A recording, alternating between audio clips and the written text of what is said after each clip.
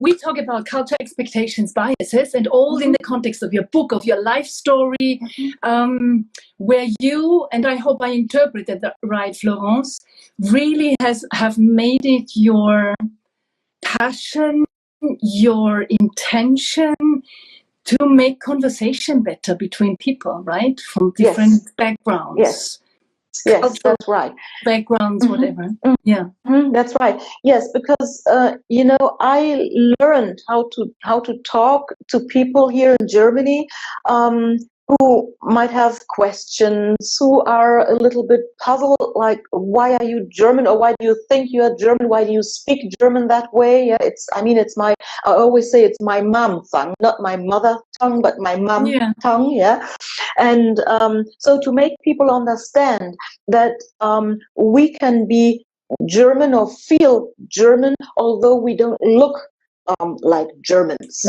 So we are not white. Germans. Original. That's right. That's right. Right. Yeah. So that's what I learned. That it's good to talk to the people, to listen to the questions, and to be open. I mean, not everyone has to be open. If people say, I don't want to answer these questions, that's fine.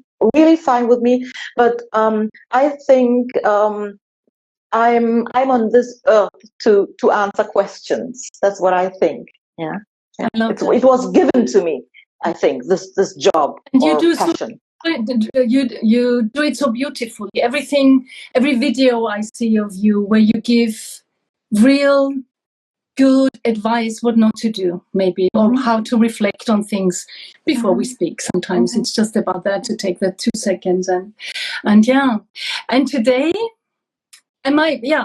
also to add for those who haven't been here the last time, my wish is really to support you in that, in whatever it is you want to share with the world. Be there for more understanding, facilitate conversations about topics that might not be so easy, because history is not easy, right? That's it.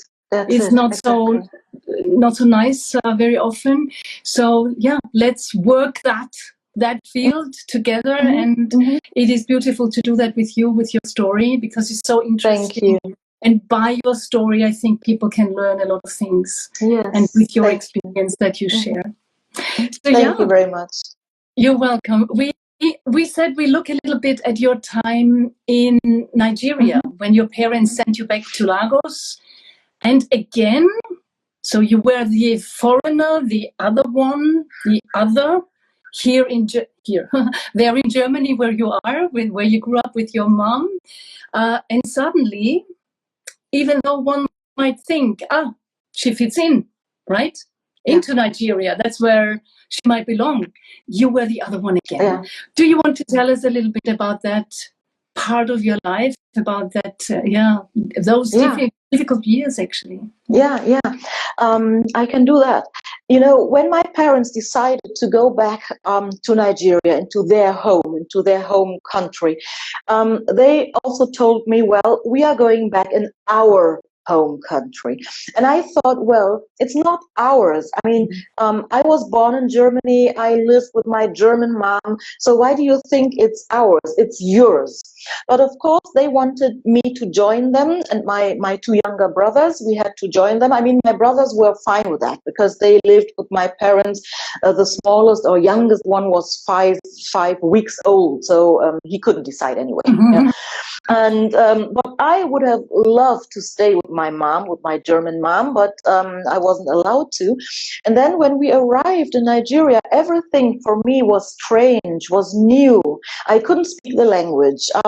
So all the people around us in our family, I didn't even know them. I mean, there was my sister. I didn't know my sister because she didn't live with my parents in Germany. She was left there after she was born, and they came to Germany. So everything was new. How I said, language, everything. And the people thought, well, that's a strange kid. Yeah, she is strange, because I felt homesick a lot.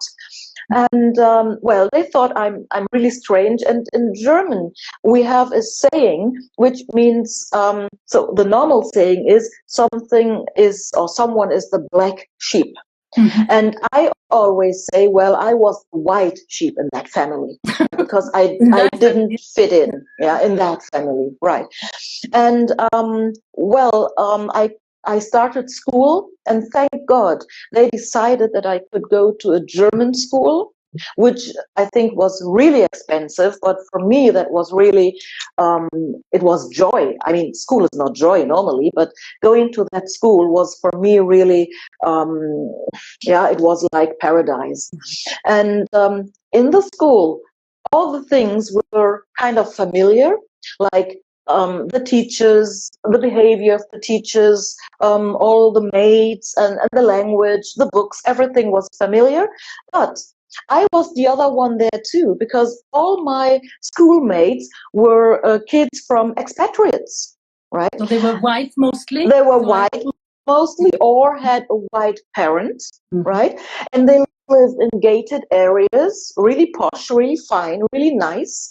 And I was the only one who lived in the suburbs, no gated area, no car. Well, we had a car, but old, and my clothes, at the beginning, I looked really perfect because my mom, she gave me everything, but of course I grew, and then the clothes were too small, my feet were, in front of the shoes, because the shoes were right, the shoes were too small. My food was not the food that all the other kids had at school.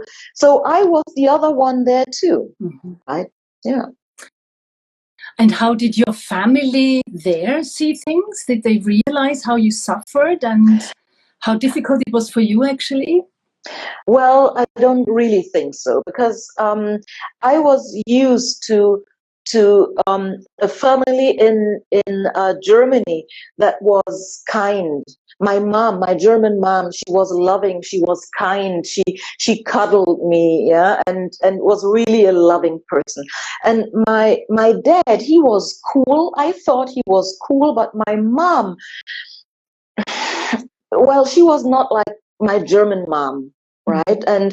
And there was no one who cuddled me, or even the other kids, There was no one who asked me, how are you? How do you feel? Why are you homesick? In contrary, when my mom, so my Nigerian mother, when she wanted to punish me, she said, well, then you're not allowed to write to your mom in Germany, and we will not give you the letters. And she knew that this was hard for me. So I don't really think that they realized that for me it was a hard life, right? Florence, as we're talking about expectations, what were the expectations of your parents, that you could just be put in that new place and you would and exist just exist and be there, and we pay the German school fee, so do good at school, read your books. Although we had to do the household, we had lack of sleep and everything, then the parents said, well, read your books, you have to be good at school. And I think their hope was that after I finished school, perhaps I go back to Germany, study. My father wanted me to study medicine, and then step by step I could have asked my siblings to come and join me in Germany. I think that was the thought, yes. The plan behind it, yes. And may I ask, this way of not cuddling or hugging, is that in the Nigerian culture, or was that just your family? Well, I always had the feeling that as soon as a kid can walk, the kid can work. That's what I always thought, So as soon as you can lift something or do something, you can help in the household, So and I asked a Nigerian young lady just some weeks ago, and she said, well, yes, she could. She saw the same thing, but she said nowadays, also, I think the influence of TV and going around the world, traveling and so on, the younger people, now they more adapt to the, I don't want to say to the Europeans, but you know what I mean, But at that time, back those years, I didn't see that parents really like cuddled their kids like I was used to it in Germany. I think the world learns in general. We learn from different cultures, and we might pick the good things, hopefully. Yes. You know, but I thought my parents, they lived 13 years in Germany. And I always asked myself, well, you saw how things were done in Germany. And you saw how my German mom treated me. I mean, you could have learned from that. Yeah, that's what I thought. But I had the feeling that as soon as they went back to Nigeria, it was kind of going backwards. That's what I thought. Even between my parents. Yeah. Okay. That was, Maybe so I was more the child. Sorry, just perhaps that last sentence. I was more the child. I was quiet. I didn't talk a lot, but well, I had, you know, I saw everything. Yeah. I was observing. Maybe you're a very mature soul. Perhaps. When people are able to observe and see things. But I think it's very much on an awareness level, maybe. And maybe if your parents were so busy with their studies, with university in Germany, and then, you know, they took care of you by putting you with your mom.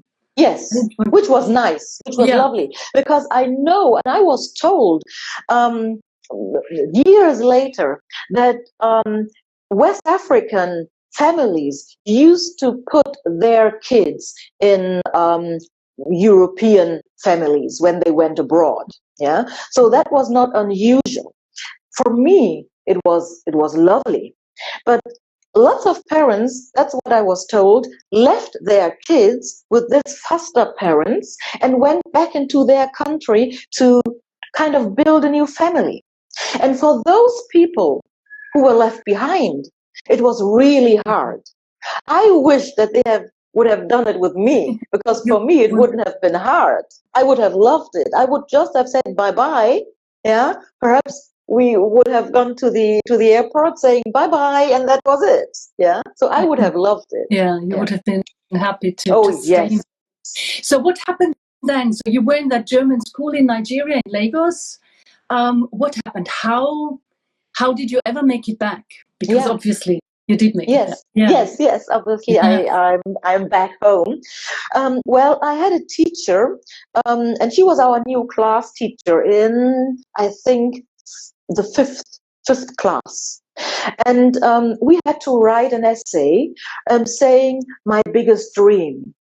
And I wrote this essay, my biggest dream, and my biggest dream was going back home to my mom. And this teacher, she didn't understand what I was trying to say. And then she said, she asked me to come to her and to explain. And she said, well, I don't understand, because your parents are here. You are here with your mom. So which mom are you talking about? Yeah. And then I explained to her that I have two. I have one mother and one mom, and I would like to go back home. I would like to go back to my mom. And then she decided to talk to my parents, and she said, well, if you don't send her back, she will not survive this life here. And she told me that later, because we met later. And I thought this was strange, because when we arrived in Nigeria, that was in February 1976. And my mother and myself, we were at the gangway, and we wanted to leave the plane. And I tried to breathe in, and it wasn't possible for me because of the humidity and heat and everything. And then I said to my mother, I don't know whether she can remember, I don't even know whether she heard it, but I said, I will not survive this place.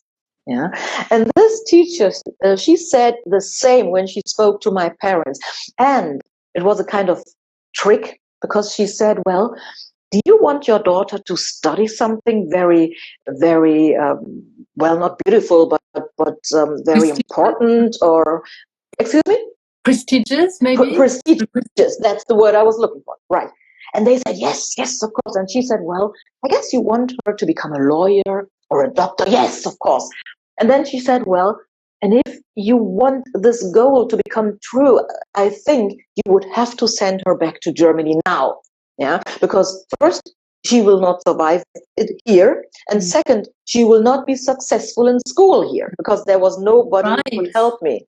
Yeah, right. Right in their life. Yeah. And I think that my grandfather, from the father of my father, I don't know, but I think he influenced my parents, saying, well, I think this teacher, she's right.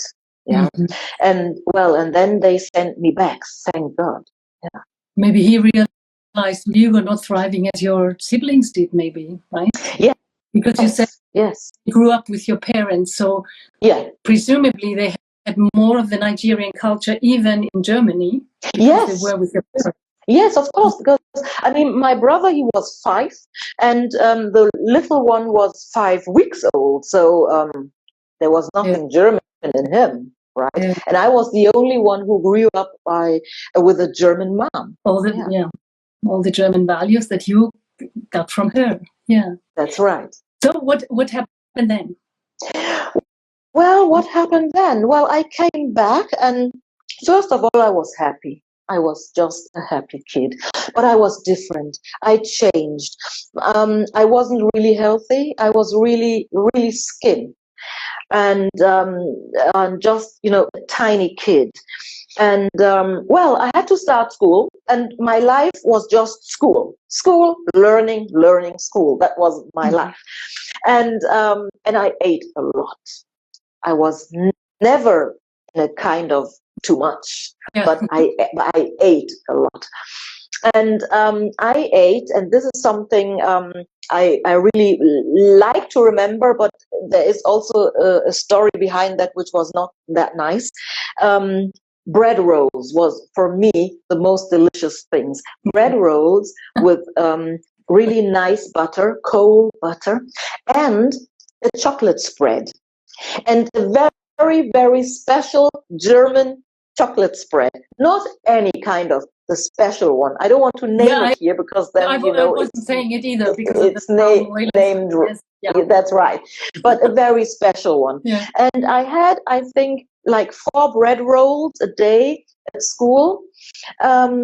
And I ate it because lots of my schoolmates, they had their lunch and they looked at it and just threw it away because they didn't like it. But I liked my bread rolls, right?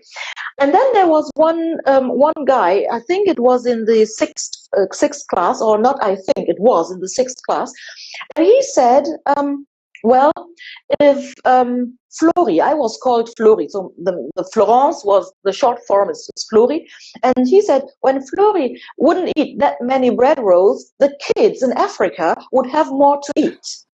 And I thought, what's that? What the hell? And the teacher, was a lady teacher, she said, oh yeah, you're right. If you wouldn't eat that many bread rolls, the kids in Africa, they would have more food to eat. Mm. And I thought, you have never been to Africa. Mm. You don't even know what life is like in Africa. So what kind of attitude is that? And that was the first time at school that I thought, yes, you are the white people and I'm the black girl, and there is nobody here who steps in for me. That was the first time I really noticed that. And that was back in Nigeria, because I got a little bit confused. No, that was already. Was in Germany. That was in Germany. When I went back, you know, when I was back in Germany, that was my experience, the first experience I made at school in Germany. Oh, okay, all right. So that you haven't been in school before you went to Nigeria? Yes, I have. Preschool, 3.5 years. Right. Oh, right. But when you came back, you still had those interactions with your colleagues. That's right. That's right. That was the first experience, and I thought, well, that's kind of othering, of course. Yeah, it is. Yeah. Did you have? Were you able to have conversations with them then, or were you just too young at that? No. I was raised by no words, be quiet. I mean, my mom, she said, so for all the people who just watch us, so the one in Nigeria is my mother and the one in Germany is my mom. So my mom, she always said, if there's something you don't like, you're allowed to say it, but you have to be polite. Yeah. So, but to this teacher, I was so flabbergasted that I thought, why are you saying this? Why are you putting me like aside? Yeah. So I felt this othering. I really felt it. Yeah. But it was one lady, not all teachers, just one. Yeah. And so what were their expectations actually from you? What did they think who you are and who you should be and how you should behave? And do you know? No. Perhaps I should be the modest kid who, in their point of view, suffer with all the other African kids. Okay. So if they don't have a lot of food, I shouldn't have a lot of food. I don't know. I mean, it's crazy. I don't know what was in their mind. It was very difficult and different times, actually. Yes. We wouldn't talk about That's it. A lot of topics that we wouldn't have an interaction like this probably 30, 40 years ago, right? Yes, exactly. Not mentioning our age, but we are approximately the same age. Yeah. But it is, I remember from my childhood, I was one of those who have been told the kids in Africa don't have anything to eat. Of course. Empty your plate. I know. Because, Yes. I mean, saying empty your plate, otherwise it will rain tomorrow. It's something, I mean, that's stupid too, but that's funny in a way, yeah? But saying, well, she eats that many bread rolls, and that's why the people in Africa, the kids in Africa have no food, is ridiculous. Yeah.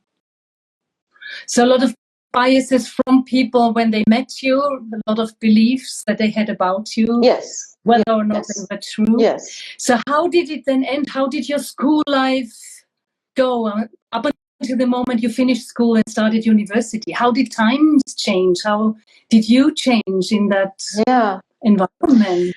Well, how did I change? I mean, there was, or let me say so, in my life, there were always some people who kind of turned the way, or influenced my being. And there was one teacher also in that school, that same school, at the end of class 6, we were separated into 3 different school levels. Mm-hmm. And she asked all of us, well, which kind of school do you want to go to? So is it, the lower level? Is it the middle school? Or is it the high school? Yeah, which kind of school do you want to go to after finishing this class 6? Mm-hmm. And my mom, she always said, well, you can climb the ladder step by step, but like rushing the ladder up to the upper level and then not succeeding and falling down is very easy. So you will climb the ladder step by step, and you start at the lower level of the school. Yeah, so not the middle school, not the high school, but the lower level. And I thought, okay, good. If that's what she said is good for me, then it's good for me, because my results, which I brought home from Nigeria, were really bad. Yeah. So I believed my mom and said, okay, if that's what you want for me, perhaps it's the best idea. And this teacher, she also called me up front and asked me, which kind of school do you want to go to? And I said, well, Hauptschule. So which is these not low level school, but the lowest level, right? So, and she looked at me and she said, okay, I want to talk to your mom. And I thought, oh God. So she even thinks that even that school is not meant for me. And then I said to my mom, okay, she wants to talk to you. And my mom went there and spoke to her. And when I came home, and I have to say my mom, she didn't have a lot of money. So I grew up with not a lot of money. And having something special like this chocolate spread or ice cream or something was something very, very special in our household. Yeah. So I came home that day And my mom had prepared lunch, and she said, well, and for dessert, I have ice cream. And I thought, okay, why ice cream? It's nothing special today. Why ice cream? And she said, well, I spoke to your teacher. And she said, well, this school that you mentioned is not meant for you. And I thought, well, I thought as much. And she said, well, the teacher said, the high school is meant for you, but it would be really hard for you because you will have to learn every day and every day. So we decided that you start with a middle school, and then you can do your A levels later. And my mom was so happy that she bought ice cream. Oh, yeah. So this teacher, she also just could have said, okay, if this black girl goes to that school, I don't need to care. Yeah. But she cared. And she spoke to my mom and she said, no, I don't think this is the right school for her. Yeah. And this is really, whenever I think of this situation, it really makes me happy and a kind of not sad, but I would like to nostalgic, and I would like to tell her thank you. So I went to that school and then finished that school and then went to the high school and I finished my A levels. And I wanted to become a flight attendant. That was my dream. I wanted to become a flight attendant, and you know why? It's really a shame, but I will tell you, although it's a shame. I thought it was a nice idea as a flight attendant to walk behind the pilot and the co-pilot. And nowadays I think, what? You thought it's a nice idea to have this man walking in front of you, and I walk with my little suitcase, tuck, tuck, tuck, behind them, and looking up to the pilot, right? And that's what I thought is a nice idea. Well, I wasn't allowed to do that. My mom said, no, you will never be, you have your A levels and you will never ever be a flight attendant. And there was one authority, one person who worked at the authorities for foreigners, and he said, well, you would need an allowance to stay in Germany, and to become a flight attendant, I will never ever give you this allowance. You will have to study something. And you are not allowed to take a job that a white German person wants. That's what he told me. That was outspoken. Yes. That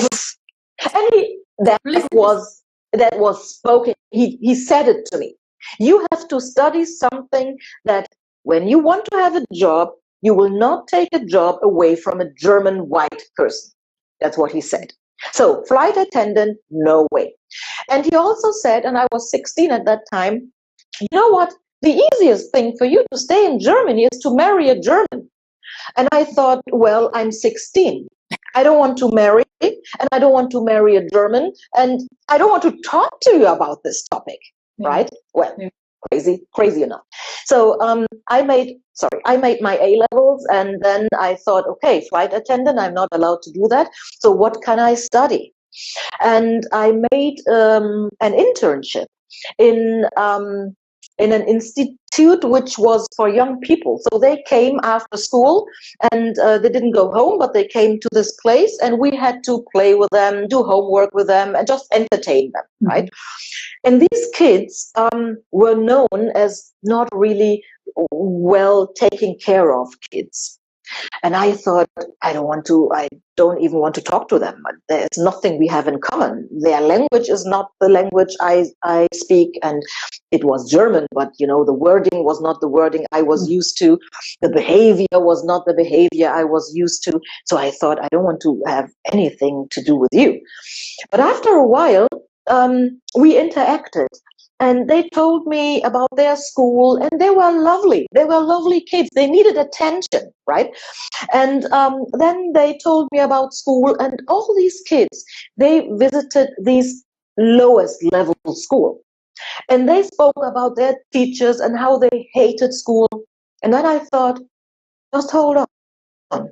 Also kids who attend this Hauptschule, so this lowest level school, have the right to have teachers who love their job and who are passionate with that job. This is the job I'm going to do. Support them, and right? support them, and to like them, and to show them that they are someone, and that they're important, and that they can do something out of their lives, even if they just attend this kind of school, right? And I know the day I was sick, and I had all the information from the university, and I saw these papers, and I saw that I was able to study this Lehramt, so to become a teacher. And I thought, this is what I'm going to do, because I want to be there for these kids. And that's what I did. I love that story, Florence. Would you say that in a way, those young kids that you took care of, they were others as well, in a certain sense? Yes, yes. You could relate to them because of that, maybe? Or maybe that's... They were others. Why? Because they were not successful in school. They were others. Why? Because they lived in families who were not rich. The parents had to really work to make two ends meet. Yeah, they weren't able to go home because there was nobody at home, because the parents had to work. Or the parents were not well able to look after the kids. Yeah, and so that's why I could understand these kids. I really could. And I thought, when you go to school, and when you are at school the 6, 7, 8 hours, and you have the feeling that even there you are others, this is nothing I would want for kids. Yeah, and that's why I studied it, and I worked in that field, and I was a head mistress in that field. I had an own school. Of course, I was the other person there too, because a black person being a teacher in a white school was for the people around me. All those years ago, right? Yes, they thought, what are you doing here? Are you an intern from Africa? I was asked. Yeah, or other people thought I was the cleaning lady of my school. And when they asked for the headmistress, and my secretary then said, well, she is the headmistress, is like, oh, you are the headmistress. I thought you were the cleaning lady. I found this funny. But for me, it was at that time funny, but it's not funny, of course. It's not, yeah. But I was the first black teacher in Germany, the first black headmistress, and also now I'm a school inspector, and also so they call it like school inspector, and the first black one as well in Germany. And I always tell the press, please don't say it, because I don't know, it's not verified. I don't know whether it's true, but the press always writes it, and nobody ever called me and said, no I was first. Yeah. So I really think I'm the first and only one. We might at the moment. Right. Yeah. So you're a real, but I want to. Sorry. Yeah. Go ahead. Come on. Yes, no, you're a real public figure in Germany already. So, yes. Yeah. Yes. And that's you true. pave a lot of ways, and you have a lot of thirsts, and you make use of that position, which is good to talk about those things and really show people how normal it is and how normal we should make it. Florence, and I open doors. Yeah, that's what I also said when I applied to become a headmistress. I said to my son, even if I don't get this position, I open doors for your generation. Yeah, and I try to keep these doors open so that you can follow me. Yeah, and it was the time when Barack Obama also published his candidacy. Do you say so? So he wanted to be the candidate for becoming a president. Yeah. So, and I said, well, what Barack Obama does in a really great way, I do it in a very small way. It's not so that's why. It's not. Well, that's what I thought. That's what I thought at that time. Compared to the presidency of the US, maybe a bit smaller. However, it is it's big steps that you made and big things that you achieved. Really great. So far about biases and expectations. When you mentioned that people thought you were the cleaning lady or the secretary or the assistant from Africa, right? Or the singer. I also was asked, you are the singer. I said, well, I haven't sang the whole day, so why do you think I'm the singer? And then the man said, well, just the way you look like, your hair, your outer appearance, everything, you are exotic, so you have to be a singer. I thought, okay. Well, I wished I that's could an sing. expectation what Black people did, maybe, because they were famous Black singers already. Yes. So at least that's a positive, could be a positive touch. Yeah. Florence, what key insights would you like our guests today in the call to take away from what we talked about, and how do you think we can all become a little bit more aware of our biases and have a check-in with our expectations, a mindful check-in, but nevertheless, what do you think? What would you? I think the first thing we have to realize, every person has to realize that we have kind of expectations when we see people. That's something we have to realize.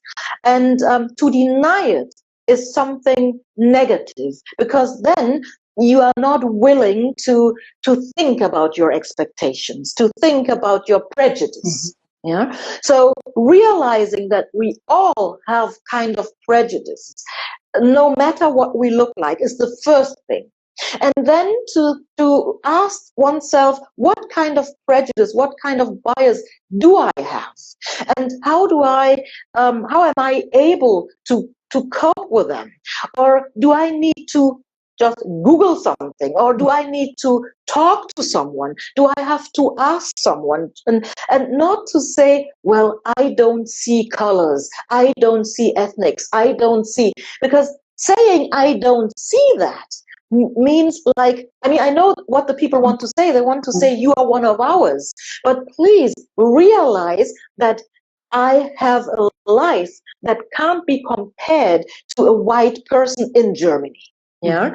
And if you realize this, then you can also realize perhaps the steps I have to go. Yeah. And the obstacles sometimes I have to overcome. Yeah. And this is what I wish, that people don't say, do you really think this or that behavior from this or that person was because you are Black? Well, don't ask me. Just listen to what I say. And this is what lots of people say. They ask me and say, do you really think so? I don't think so. I haven't asked you what you think. I just told you what I notice. So just listen to what I notice, listen to it, try to understand, and perhaps ask me what you can do for me, how you can help, how you can support. Yeah. Thank you for that. Yeah. Because I realized when I watch other videos as well that you are very good in helping people, to bridge that gap. How can we actually ask questions, or which questions should we ask, or in which way can we phrase it so that the other person is not hurt? Very often. That's right. I'm just, well, I have my readings. With my books, I have lots of sessions, reading sessions, and I travel a lot. I travel a lot in Germany. I travel in Switzerland. We are now trying to explore Austria. So I really travel a lot. And when I have my events, I always tell the people, we people who do not look white and who are not white, we need our safe spaces. But in my event tonight, you and 90% of my audience is white. And I always say, you have a safe space now here. And you can ask me any kind of question. I will try to explain things. I will try to answer. And of course, perhaps there's one or the other question which I would tell you, well, don't ask this question outside, or don't say this or that word outside. But I will explain it to you. I will not just say, you don't have to do that. I will explain why. Yeah, and this is what I love to do. I don't want to tell the people this kind of party is good and that one is bad and the politics here, politics there. I want to explain to them what they can do in their everyday life to overcome biases and to bridge and to support people. And that is something that you do really well, and I'm happy to support it wherever I can with our talks, namely to make it a little bit more accessible for English-speaking audiences, because in Germany you have your audiences, you're very well known. Now we try to make you a little bit more known in the English-speaking world, and you know the English-speaking world is the world. So yeah, that's the aim of our conversations, and I can't wait for our next one. I'm mindful of your time, of the time of our guests, so we will nicely wrap it up. But thank you for today. Thank you for talking about your life, all the challenges that you had, the biases you were confronted with, the expectations people had of you, and sharing that with us. And yeah, we meet again in a month's time-ish for our November talk. And yeah, I hope everyone looks forward to them, to this. I most certainly do. And I wish everyone a good evening, good afternoon, wherever they are in the world, in their time zones. And I wish you a lovely evening as well. Thank you very much, Florence. Any famous last words for today? Thank you. That's what I want to say. Thank you for having me, and I'm really looking forward to our next talk. Thank you to everyone who just listens to us. Thank you, Florence. Bye.